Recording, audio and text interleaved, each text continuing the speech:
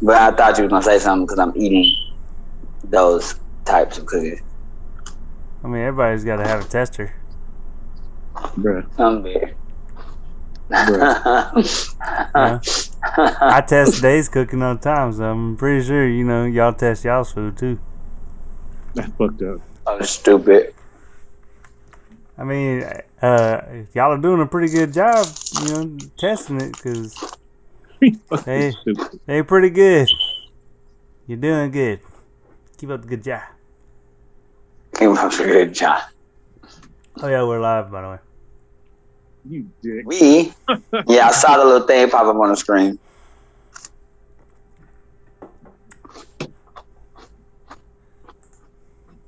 Welcome to the live Get Nerdy Cooking Show, where we show you how to cook like nerds.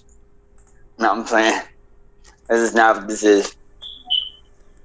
That's messed up.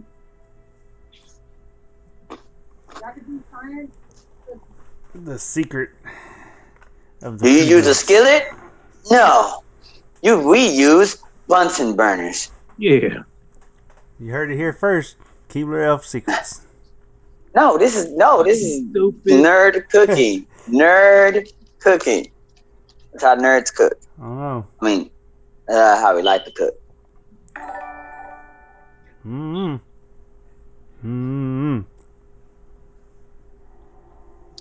All right, I'm gonna get the story started. We running behind. So I'm not gonna sit up here and clown with these two because I'm telling you, You're a clown. we'll be here all night.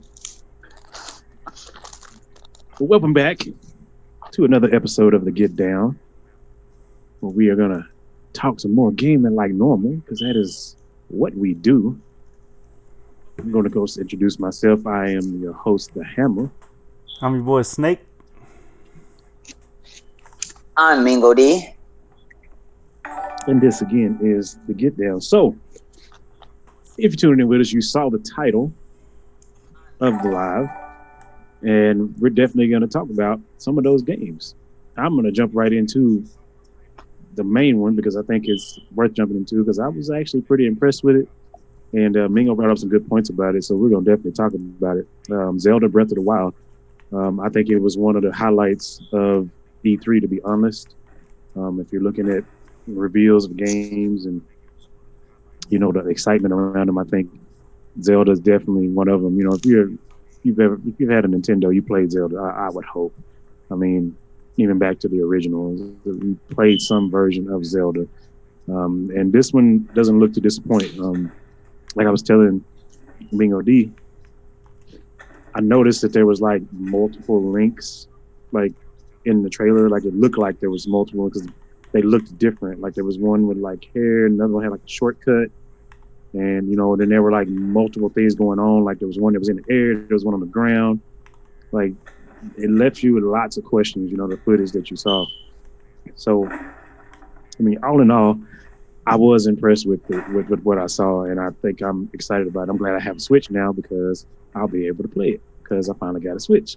But I'm gonna get Bingo's opinion on it because I know we were chit chatting a little bit before we started the show. I'm gonna let him get his opinion on what's going on, then we'll move over to Snake. What I like about it, as I said this when I was talking to him earlier, is that what makes Breath of the Wild and especially the sequel that's coming up so amazing is that it is cartoony, but in a good way, and it shows that you don't have to have everything looking like a realistic take like Resident Evil or Elder Scrolls or whatever. It looks just like you're watching a kid's cartoon, but more in depth, and that's what's really good about it. Something else that was good because he talked about the two links. Where I think it showed something about his gauntlet, that little hand arm thing that he has. It looks like it has different powers. One of the things on there is it looks like he paused time and sent like a boulder or something backwards, and so it could be a time thing or dimension type thing, multiverse thing going on. And what makes that so exciting is that for me is that this could be co-op. Now I'm not sure how co-op Zelda game would play, other than you playing with Link and then playing with the girl. So if there's 2 Links, that would be dope. Maybe you're playing with a past Link, maybe you're playing with a Link from a different timeline or whatever. If that is co-op, I'm excited for it. They didn't specify, they didn't say anything. This is more of a teaser trailer. Something else they showed, it looks like Link is going to be flying. I know in the last game he didn't do too much flying. So it looks like he'll be able to fly. I think that's reminiscent of some of the older games. I think you were able to like get on like a kite or balloon or something. A glider. There it is. Excuse me, I said kite. A glider and fly around. So that looks like it. If I had to guess one of the areas, I would say Mount Olympus. I mean, I don't know if Link and Zelda, I don't know if it gets into that, but it was some type of mountain in the sky, some kind of island. You couldn't really see because they kept jumping really fast, but I tried to go back and watch some of it. So, and he definitely has some new abilities, but as all sequels should. I couldn't see them all, but looks like he has some new abilities. So that's amazing. Zelda games have always been pretty good. They've always there hasn't really been too many bad ones. Even the original NES ones, they were really pretty good. And on the Super Nintendo ones as well. They were, you can go in, play it. I remember you used to get the sword, spin around, just kill everything, open up a treasure chest, grab something, go around, spin around. I used to spin around, kill everything, just keep going, break down the walls. And, it's evolved way since then. But you still technically can get your sword, spin around, kill some enemies. You got some other combos with that, but you still got a spin around sword attack, and you still can break down walls. And you can break down walls, climb walls, all that stuff, but you still do the basics of spin around, break down walls, and you still open treasure chests. So if you like that about the old Zeldas, do Zeldas too. So I like it. I think it looks good. So I can't wait to hear more about it when they're ready to, Nintendo's very good about keeping stuff secret too. They're very good. I will say that. Like a lot of other gaming companies, Microsoft and Sony both, they don't seem. Sometimes they're very good at hiding, but more or less they seem to get stuff leaked. Where Nintendo seems to they have I don't know, they kind of have some kind of Illuminati government type thing over their games, to where you just don't really. You don't really know something's coming out until they leak it. You're not gonna find out. Oh, some hacker dude leaked. Nah. The hacker dude is probably on their payroll. So, I don't know. I've always thought that was pretty interesting in that you can't really find out what they're doing. So, but that's it. That's all I got on that.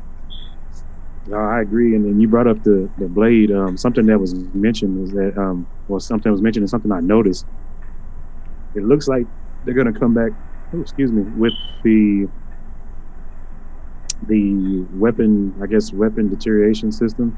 So you use it and you have deals where the weapons can break over time. Oh wow, yeah. And some people kind of about it. I think it's cool because it kind of forces the issue of picking up different weapons and carrying and trying other weapons to see, and you get to kind of learn what you really like, out of all the weapons, but you have to try to use them.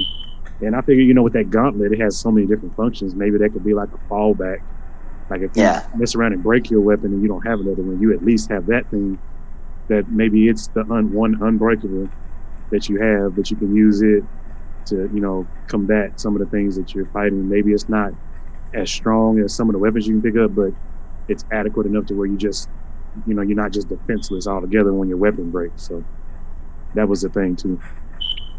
But Snake, what was your kind of semi-opinion on it? Well, going off of with Domingo and with the whole cartoony thing, I don't like it with being cartoony. I like the realisticness. Whenever they had that last one that they had, it looked real. I love that one. What was that? I can't remember. Skyward? Sky? Something? I think Ocarina of Time was when they went back to cartoony the first time. Yeah, so it might have been the Sky something. I know what you're talking about. Yeah, that one was good. That one was the best Zelda before Breath of the Wild, actually. So, so that's something, So, I mean, who knows? Maybe they can do that. That one that's a paper one or whatever, where it was one they were like going across, like he was in a boat or whatever. I can't remember the freaking name of the but it was like it was weird looking. Like I don't know. That one may have been Ocarina of Time, the one you're talking about right there. No, it wasn't that. I know it wasn't Ocarina of Time. I know you're talking about. I want the original one that I played. Well, I don't even know what. I want them to bring back the old, start back at the beginning, but like Final Fantasy VII, but with the beginning of Zelda, like I want that'd be dope. But also the one, there's so many I can't remember and all the different freaking names of them. The one at Super Nintendo, I think originally. When it first came out, it was one where it was a different play style, but it was eventually you did end up going through the time, and like I think that's the one where originally with the 4 different Zeldas. Cause I remember they would follow, like he had a different color one. I don't know why I can't think of the freaking name of it, but. When you were like, you could pick up like the plants and the barrels and throw them and stuff like that, and you hit the bomb and throw the bomb. I was hoping y'all would actually like say the name, but because I can't think of it. But I like you. There's so many of them. At least I'm not alone here, so that's fine. Yeah, I mean, you, and it sucks because I know. Like what you're describing, I'm like, okay, yeah, I know which one, but dude. It's like at the beginning, you start off, and you got to go to the castle, and like you end up blowing up in the hole, and then you go in, and you meet the guy laying in the hallway, and eventually you go out into the woods and get the sword out of the stone. Damn it! I can't remember the name. You weren't talking about this. I freaking love that game. Anyway, yeah, I agree. There's been some good ones, and I can respect you liking the more realistic looking Zeldas. Like there's a market for the cartoony look. I can get past it just because I think the story is going to be interesting. I mean, Zelda stories are always interesting, but I can get past the cartooniness because of the intricate things that I saw in the trailer. I think I'm okay with it. I understand that's the path they want to take and go with the more, cartoon cell shading type thing instead of more realistic textures and whatnot. I think it's okay. I think it'll be all right. It'll be successful. I mean, it's Nintendo. That's one of their bread and butter titles. So I mean, it's it's Zelda. I mean, most people are going to play it just because it is Zelda.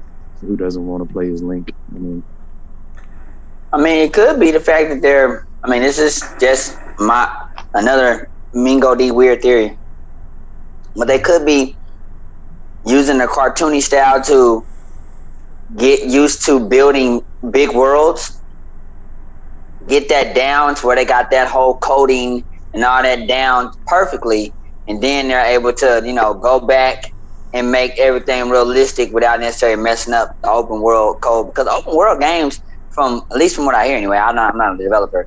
They're hard. They're hard to make because you making so much. I mean, maybe not with the new engines that are coming out with all these different engines, but they're so big. There's so many moving parts. Oh, stupid. So many moving parts and things to put in that game. Realistic shadows, trees, things like that. So maybe you start off. Maybe they got the right idea. You start off cartoon style. Get the open world code down to where all you gotta do is press a couple of buttons and the open world forms, and then after you go back and make everything real, and and then after that you don't have to worry about nothing. Maybe I don't know. Maybe not. Maybe they just wanted a cartoon because they wanted another Mario type game. Who knows? I don't know. You know what I'm saying? If they do, then y'all will know it's right here first and get nerdy. My theory came to pass. So pay me money and I can give you more theories. Yeah, that's all I got. That's how that show Q. It was a horrible segue. It's all good. It's all good. I can appreciate the effort. So, moving forward, like I said, we're all excited about Zelda. I can't wait. But moving forward, sticking with Nintendo though, we all know that they're doing another WarioWare game, which was apparently popular. It's like a niche thing that certain people like. I saw WarioWare back then, and I saw when they did that. I just wasn't into it. I didn't really play it like that. But they're redoing that, and then there's another Mario Party, which Mario Party, like Mingo was saying earlier, man, there are people that lost friendships over Mario Party. Okay, it gets ridiculous. They're doing that, and then they're adding another character from Tekken to Smash Brothers. And I saw that trailer. I was okay with it. I thought it was a good mixture of like highlighting what the guy can do, and then a little bit of cheese at the end. There's no spoilers anymore because E3's been over. You should already watched it. But he throws Kirby off of the cliff, and he's kind of like looking. And he doesn't hear him hit the ground, so he's kind of like looking. And then you notice Kirby like off to the side doing his float thing. He kind of floats back up and out of the way as he floats away when guy's still looking over the cliff. But of course they had to show him being dominated. He dominates everybody and like tosses him off the cliff. I felt a certain kind of way because he beat the brakes off of Captain Falcon, and I was like, you know what, stop that right now. That's some bullshit. He did the same to Ryu, and I was like, that's some bullshit too. Okay. So the Ryu thing that can be and couldn't be, because they actually a while ago. This is just extra nerd stuff here. They had a Tekken versus Street Fighter a while ago. So, and I think they even made a comic to go with it or something. I didn't read the comic. I played a little bit of the game. The game was okay. And so Ryu and Kazuya actually had like a little rivalry. So it's kind of funny that you mentioned that. So that actually, I can't remember how the actual canon went, but that actually, depending on who you play with, could have went down like that. But they got to give them that, because they want people to pick up the game who are Tekken players like myself and play Smash. Even though, to be honest with you, I think everybody nowadays will play Smash Bros. Just because of the fact that they have so many characters. It's actually, the gameplay is very intuitive. So, I'm not saying they didn't need them, because adding more characters makes the game more fun. But I don't necessarily think that putting him on there will make a Tekken player more or less play it. But I will say that if the moves that we saw, which seems like his actual moves from the actual game, if you can actually press the buttons like that and they do those exact same things, like you playing Tekken, then that might do it, because it's just like everybody wants to get on a controller, no matter what controller you got, and you playing some type of fighting game, and you're able to play it the way you played another fighting game that you remember. Like Ryu should play the same everywhere on every game. You should be able to do that little down around forward punch thing to make them shoot out something, or do the uppercut thing. It should be just like that. If it's any other way, that's not Ryu, or any Street Fighter players. You always got to be the back forward or around thing for a Street Fighter character. And in Mortal Kombat, it's either like a back, forward. So if any of those characters exist on any other games and you're able to play it the way you play another game, it should be fun. So I'm not really sure, 'cause I haven't played Smash since they put like it was a minute since I played some of the old ones. Don't judge me, people. But if all the characters that are actual fighting game characters, don't judge me, then I'm down with it. But yeah, I like this. I like that they brought them on there, so that opens stuff up. Now I'm wondering, do you think they'll bring a Mortal Kombat play on there? I doubt it, but do you think so? Maybe a Sub-Zero. He seems the easiest. He seems easy, but the thing about Mortal Kombat characters, they're so brutal, man. Like when you think about Mortal Kombat, like even with Tekken, like you can get away with Tekken, but Mortal Kombat is like It's kind of one of them things where it's like, listen, bro, like you ain't gonna bring Scorpion on Smash Bros. Because everybody's gonna instantly be like, Scorpion ought to burn through everybody.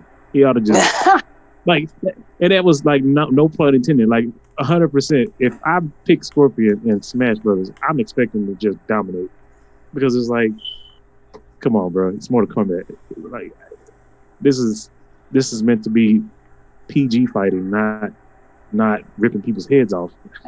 But it depends though. I've heard rumors that Kirby is like OP for no reason.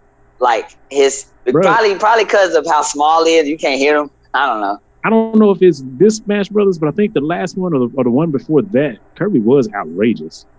Like yeah, they probably nerfed him. Outrageous. Like I saw some footage of a kid. It was like a 10-year-old kid playing with Kirby, and I was like offended. I was like, you know what? I'm not even playing this game against this little kid, and I already want to I'd knock his controller out of his hand.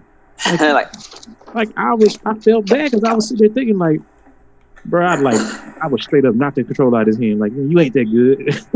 Like, because Kirby was stupid. It was stupid. So it wouldn't surprise me if he's OP again. I mean, which I guess there's room for that. Because you think about Kirby, I mean, it's a pink puffy thing. It needs to be something. It can't be that and be sorry. Like nobody would ever play that character. The fact that he's pink and can beat the brakes off everybody at least gives it some kind of appeal that somebody is using. So I mean, I guess I get it a little bit. But Mortal Kombat, I just don't ever see it. It'd be dope though. There's way too much brutality. No, I'm not against the Tekken character though. I think it's a good addition. It looked good. Like I said, I felt a certain kind of way when he beat up Captain Falcon like that. That must have been your dude to play with. That was your dude to play with. My little brother absolutely hates when we play Smash Bros. And I get Captain Falcons. He already knows what time it is. He gonna catch Falcon Punch and he gets pissed every time. So that is my dude. But matter of fact, he just hopped on the screen on Facebook. But what up? It's one of the things that I just hope that he doesn't take over the game, the new character. Like I want him to be, I know they want him to be like something that draws people in. Like I said, Tekken players are drawn in to try to play Smash Brothers. But I hope he doesn't take over the game to a point where that's all anybody uses. Nobody ever wants to use any other character. Like it gets ridiculous when it's like that. Like it's like, come on, bro. Yeah, I'm with you. I hate that. I'm concerned with it. But other than that, I mean, kudos to them. It's cool because they already had the old man from Tekken in the game, right? Yeah, because they showed his dad. Heihachi. Yeah. Yeah. So I mean, it's a new addition. I'm waiting for because Ken's not in Tekken, Smash Brothers, right? So I'm guessing that'll be the next one. Ken. He's not. I'm really shocked about that. Why they haven't brought Ken over? I'm throwing a guess out. If they add somebody else, Ken will be the next. If you're gonna add two Tekken players that are close like that, like father and son type thing, Ken and Ryu makes sense. And for Street Fighter, I feel like he would be the only other character right now that would make sense from Street Fighter, since you added Ryu. Like anybody else would be a little bit over the top. Like, who would you add?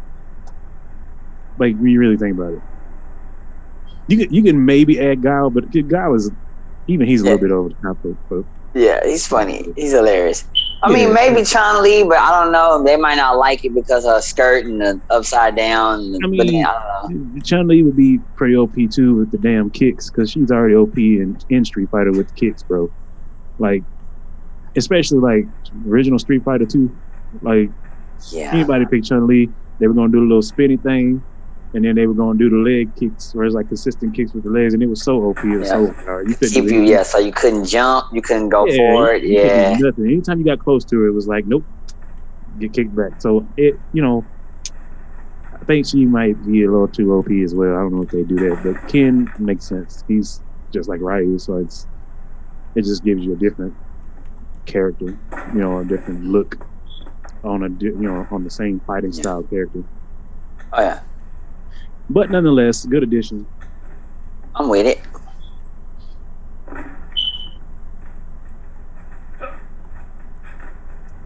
Listen, my brother, I had to go check because I knew he was gonna say something. He said, "Boo, I beat him all the time." Listen, don't listen to this man.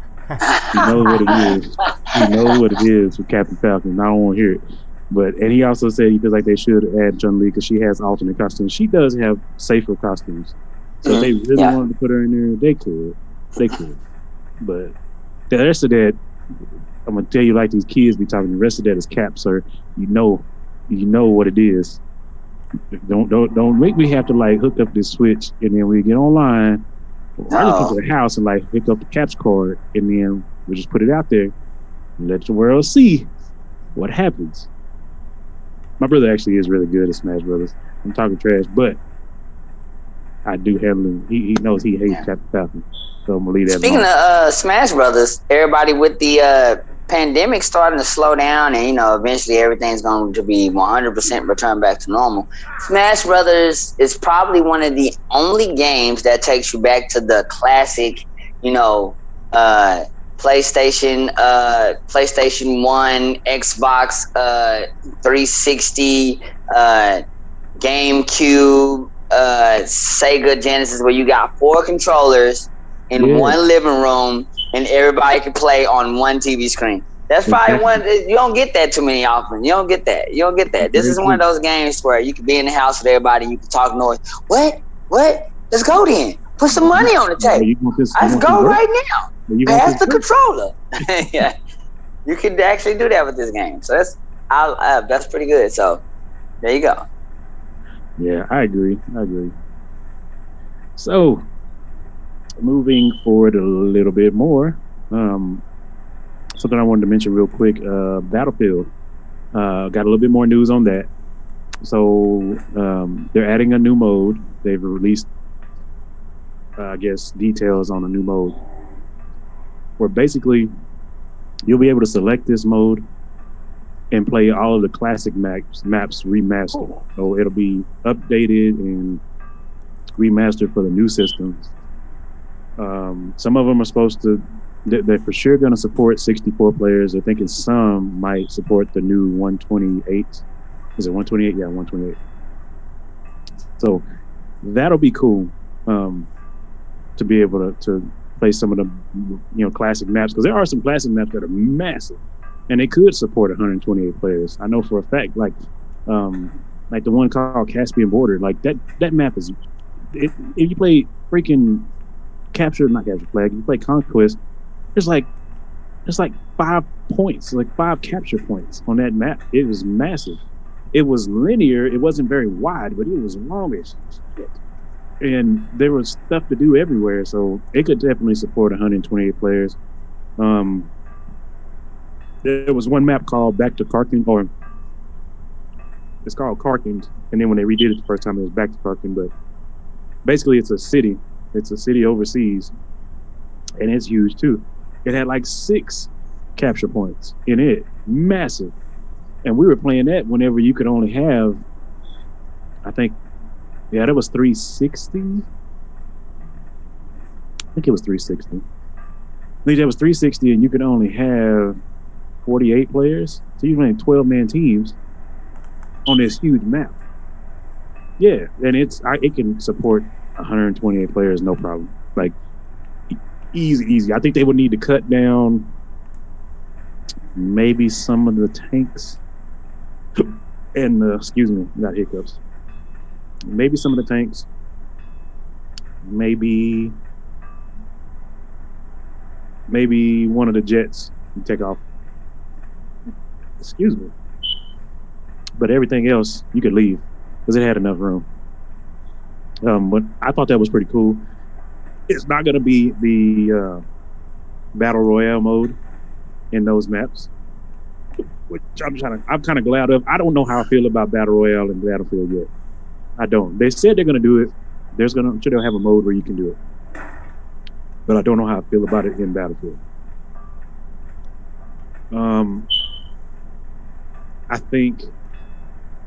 I hope it's actually added as a later update, because I don't know.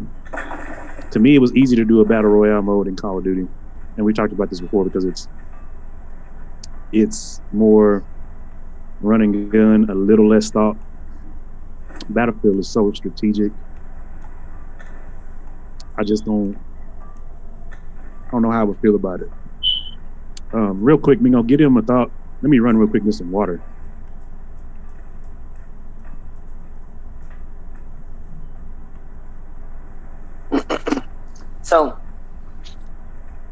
So with that, I would say about the battle royal mode. I'm with it. I'm not with the battle royal mode, but I'm with the fact that it might not work with the strategicness. There's some few ideas though. I'm not gonna say the only way. One of the ideas that I would say that will work with the battle royal mode would probably be where each person like, and all the people on there, it's not just going around just killing. It's kill, capture, grab, do certain things, take to an extraction point or something like that. So maybe you have to, maybe you have to kill someone and then take their loot and then move it somewhere or something like that. And then maybe this is for everyone. So it makes the game a little harder. It makes the battle royal mode a little bit, but it's all about you. So it's about how many, and then it's also about not necessarily how many kills you get, because kills may, let's say this is a second theory. Kills can be like 1 point, and then maybe capture a flag is like 20 points, and then maybe stealing someone's loot is like 40 points. Something like that. So if they do those types of things, just maybe, or maybe this would probably be in alliance mode, so I'm still gonna say it. Maybe they have some type of alliance mode where it's still battle royal and everything, but you want to try to get the 128 players down to just 2 people. So maybe there's certain maybe if you make an alliance with someone, you and that person get special perks, special guns or something, because y'all made an alliance and decided to play as a team. And maybe that alliance will last for, I don't know, maybe 20, 30 I'm not gonna say 20, 30 seconds, maybe 2-3 minutes or whatever, and you're able to go in, and then you're able to do extra stuff, maybe get extra bombs. That way you can take out a lot more people to shrink it down. But then once it's done, then you're both at each other's throats again on the same level with everyone else, whatever. So those are technically my I don't know if you could hear me, Hammer, when I was talking about the ideas there of battle royal. Because like I'm with you, I don't see it happening, but I was just telling them that unless they did like some little special things to it or whatever to kind of make it Battlefield-ish. And I was saying I had some theories. I said the first theory would like just add other things to it, like let's say like a division type thing. You have to kill someone and take their loot and drag it to a certain point in order to get the points for killing or something like that, or things of that nature or whatever. And then the second one was, or maybe you have like a point system to where killing is only so many points, maybe 10 or something points, but stealing loot might be 40 points, whereas capturing a flag or something is like 50 points. So it gives you a lot to do with 128 people. So that could be another theory if they wanted to do something like that. This is just my theories, not theories, but they're ideas that that I think could work in the battle royale mode. I don't even know if that's even possible. And then the other one would be like alliance mode, where it's like like I was just saying, if you decide to make, because it's 128 people or 64 people on the map, if you wanted to make an alliance with someone, the system will realize you just made an alliance. You have to make some kind of pact or whatever, and then the alliance will last for maybe 2-3 minutes or something like that. And then in that moment, y'all get special guns, special perks, and y'all able to take out more people And in other words, kind of almost makes you a little OP. So it'll make people want to make alliances. So therefore, you'll have maybe 2 or 3 people in a team. And so it's technically Battle Royale mode, but not really. And it only lasts 2 minutes or something like that. And you're going around trying to make the map get smaller and smaller. Therefore, it won't be just 64 people constantly running around just shooting. To kind of give it, I don't know. This is just my ideas of what I would do if had to do a battle royale mode, but I wanted to keep it strategic. It'll be something like that, and then when the time limit ends, you back at each other's throats. So it kind of make it like, oh man, you were just on my team. Now I gotta kill you. So I don't know. Those are my 3 ideas of what I don't know. Probably could make. Like I said, I don't even know if that's even possible, but that could make a battle royale mode Battlefield-ish if they did something like that. I have no idea. I don't know what they could. I haven't played Battlefield in a very long time, and I haven't played it consistently to where I can know what they can do. So I don't know. Like I said, I don't even know if that's even possible. But yeah, those are my thoughts on that. Those aren't bad ideas. Like I think if they were going to do a battle royale mode, I think those would not actually be bad ideas to try to make it succeed. Because you would have to have something unique, and all 3 of those that you're talking about. Those are unique aspects to that. I like the alliance thing because it's like we cool right now, but after this 2 minutes is over, understand I'm gonna kill you after this 2 minutes is over. Just know that. Yeah. But those 2 minutes, you all just run around. You kind of watching each other's back because you're trying to make sure you can take out as many other people as you can before the 2 minutes is over. Like I said, I'm okay with them having being a little bit OP, maybe have some stronger weapons or getting like a damage buff or whatever as far as how much damage they inflict. Like I'm okay with that. It would definitely have to be something smart like that for me to be interested in a battle royale mode, a battle royale mode in Battlefield. That's just me. I do believe that they're going to incorporate the in the classic maps that they're remastering. I think they're going to throw in the destructibility that's coming into the game into those maps as well, which will be awesome. That's cool. Because there's some of those maps have some really big buildings that you used to not be able to destroy all the way, and if they incorporate it now, to now's deal where you can destroy everything, that'll be awesome.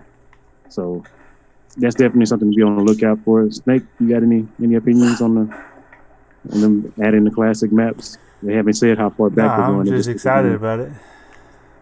I want to play. Yeah, I hope they, there's a Bad Company 2 map that I hope they add. It was a desert style map, but it was pretty lengthy. It was good for when you played like Rush. But it would be an awesome map to add in, even just for Conquest for this game mode. Like if they would add it in, it would be awesome. So I mean, hopefully we'll see some of those maps get incorporated as well. That'd be cool too. But moving ahead a little bit more, something else that caught the eye of Mr. Mingo D. Like, man, you're in the spotlight today, boy. You're in the spotlight. So Pokemon Go, he was telling me some interesting things about it. I actually missed this, but there's apparently some outrage about Pokemon Go, about them, changing the way something works. Yeah. So, okay. So I'm not sure our fans, how many people play or people who watch and replay, how many people watching know about Pokemon Go thing, but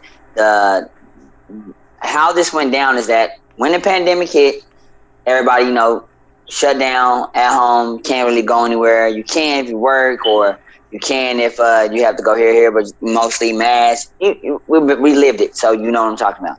But it's pretty hard during a pandemic of this type where you have to stay away to play Pokemon Go. So what did they do? They decided to change it to make it more accessible. They made it to where if you know anything about Pokemon Go, you have to walk to a certain area, which is like the hot spot or the gym spot or whatever, this little area, and you walk to this area, and then your phone will technically get an alert or a ping or whatever, let you know that this area is like, where most Pokemon are. So let's say it's a park, or let's say it's at a school building or a restaurant or whatever. So in that hot spot area, that's where you'll find a Pokemon, or a gym spot. So that's the basis, right? The thing is, since you can't go there, I mean, you have to be within that radius or at that place directly in order to get to play the game as you need to, or to get those Pokemon, or to, especially for legendary Pokemon. Well, for the pandemic, to help people out so they wouldn't lose money technically, and so the people keep the interest in the game, they made it to where now the field of radius is extended. So now you don't necessarily have to be at that park. You could be at your house across the street from that park in the comfort of safety and still get those same benefits from there. So they made the radius to where you don't necessarily have to be there. You could be further away. I'm not sure how far the distance was, but it was pretty significant to where people were able to play at those gyms and get those special perks for the game. And also they were able to they changed the incense, and these incense are things that's used to lure Pokemon, and you have to get either special incense or you have to use these incense in a certain way to lure Pokemon, and it wasn't as easy every time. Well, now they made it to, it's technically like a one button type thing to where you're able to go and just use the incense and it lures Pokemon easily. So let's say you use the incense on normally, you would normally use it, you might just get one Pikachu.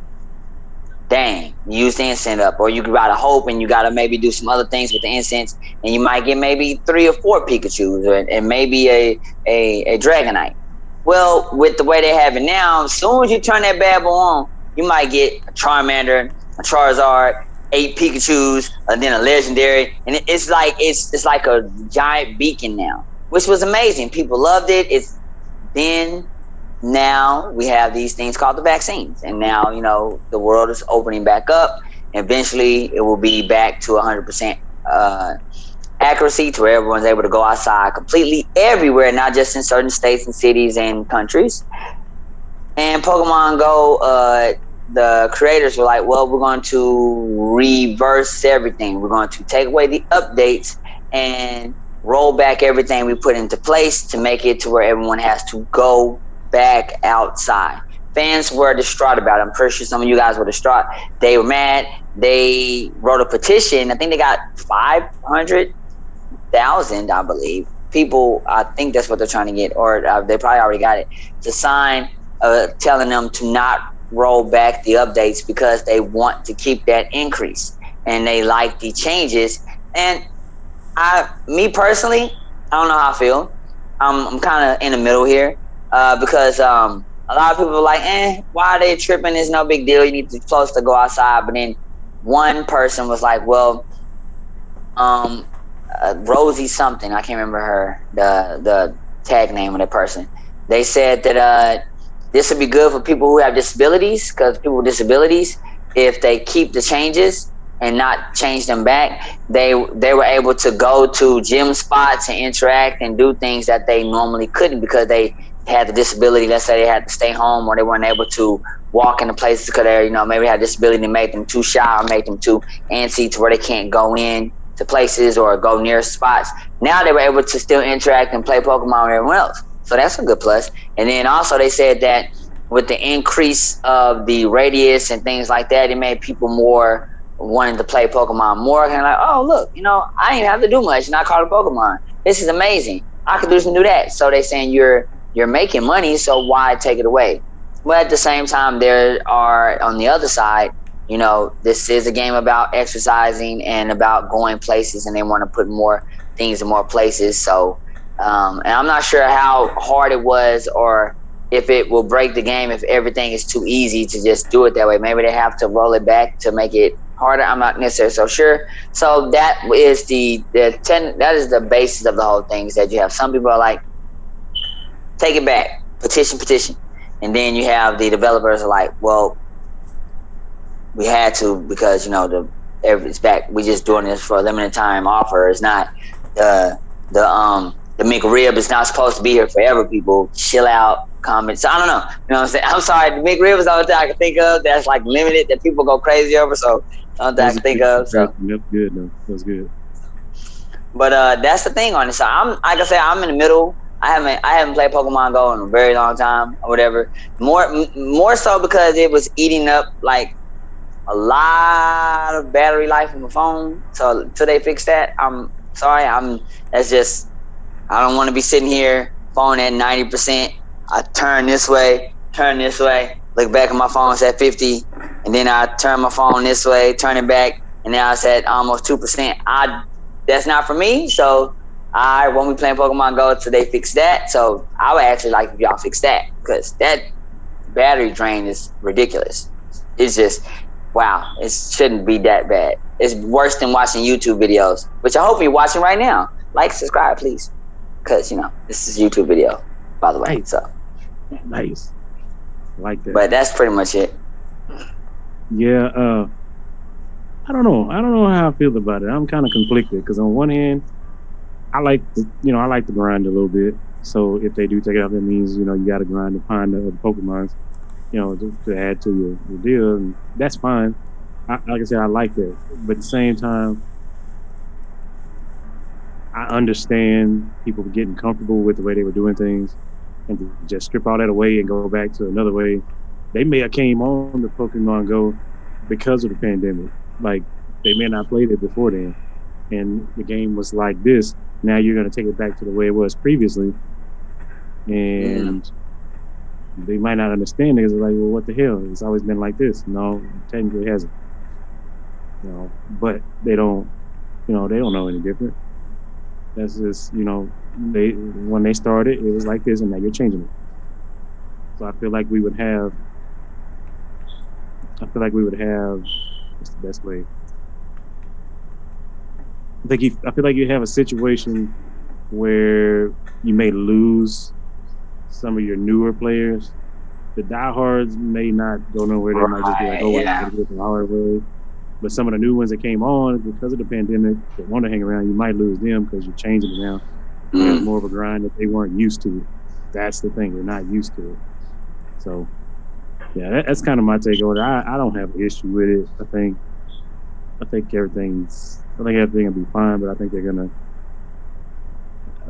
have to just kind of go through a little phase where they start losing a few people, just because they don't want the grind. They want a cell phone game to relaxing, and that's what a lot of people are using the Pokemon Go for. It was just something to do, pastime. It was relaxing. Yep. You throw the little Pokeballs out there and try to catch them. And, that's just kind of where they are with it. So we'll see. We'll see what ends up happening. Snake, you got opinion on it at all?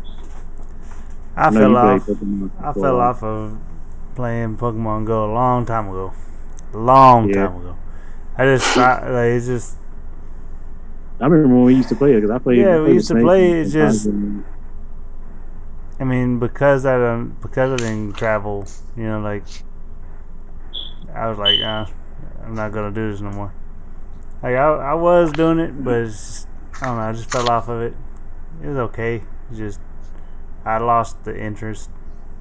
Yeah, I mean the concept was the concept was good. The concept is still good. Like it makes sense. It's the game itself is a good game.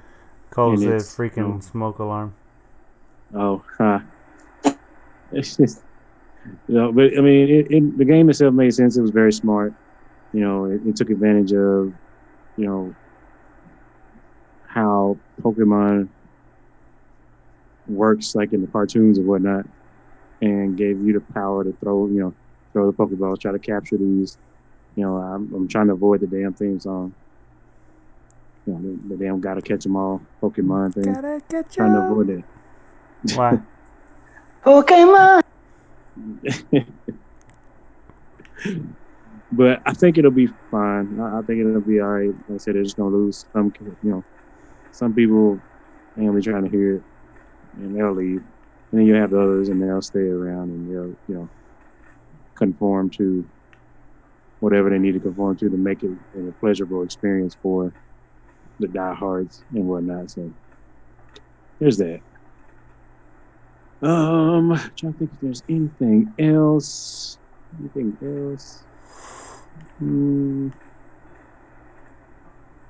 I get everything, Snake. Yeah. I got everything. I feel like that's it, man. It's been so much stuff, man. And, we apologize we didn't get to do a show last Friday. Life, life and adulting gets in the way, man, sometimes. But, yeah, I think that's going to be it. I think that's all we got. Before I do get off, I was talking about my brother that was on the stream. So if you go and look in the comment section, for y'all that are watching, look in the comment section, you'll see his screen name is Dest Atunist. If you go to YouTube, he has a whole channel over there, and I think he told me Saturday. He did tell me Saturday he's going to have a couple of episodes of gameplay from Dragon Age that he's doing. Yeah, so you should definitely go check that out. Subscribe to his channel because he does pretty good Let's Plays, man. He said he's thinking about turning the face cam on for a little bit, maybe turning it on and off, depending on if he needs to be able to see the area or whatnot. So, but he's very, very good at those games, and it's definitely worth the look. If you're in the Dragon Age, definitely go check him out. He's worth it. Like I said, his name is in the comment section. It's Dest Atunist, and you can go and watch him play some PC Dragon Age. That's what he's usually on. If it's console, he'll have to hook up his capture card to it, but he's definitely said he's gonna play. So I was just talking to him yesterday. He's gonna play. So go check that out. As far as channel here, appreciate you guys, and make sure that you're on this Facebook. If you like how you comment, make sure you subscribe, make sure you share. Tell your friends. We're on 3 times a week: Mondays, Wednesdays, Fridays. You got Primetime with Mingo D, the Get Down with myself, the Hamlin, and then you got freaking Nerdmation with the man, the myth, the legend, Mr. Snake up there, and Tech Talk, both on Fridays. You get a double whammy on Fridays: Tech Talk and Nerdmation, all in the same evening. Nerdy. So definitely share the channel. Definitely come out and watch. We appreciate y'all for watching tonight, and we will catch you next time here on the Get Down.